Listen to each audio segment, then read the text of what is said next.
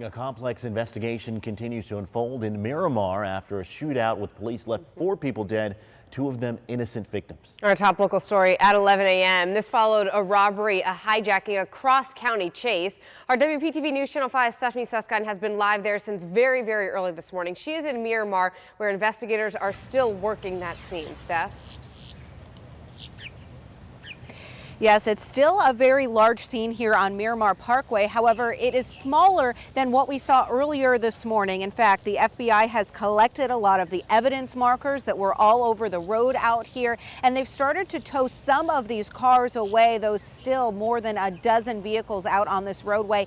And it's all centered around that UPS truck that is riddled with bullets. Now, this all started when police say the 2 suspects tried to rob a jewelry store in Coral Gables. Then they stole the UPS truck with the driver still inside and led law enforcement on a cross-county chase. Now, the FBI says it finally ended here when agents say the suspects started shooting at officers and they fired back. 4 people were killed, including the 2 suspects, the innocent UPS driver and an innocent bystander. Now, I spoke to one woman who works just outside the crime scene, and she tells me it was a very scary situation.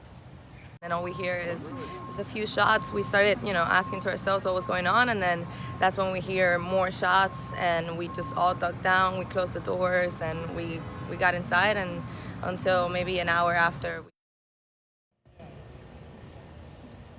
Now, there are still a lot of questions to be answered in this investigation. The big one everyone is asking right now is who fired the shots that killed those 2 innocent people. Of course, all of that's still part of the investigation right now. There's no update from police at this point about when they will give their next update. Reporting live in Miramar, Stephanie Susskind, WPTV News Channel 5.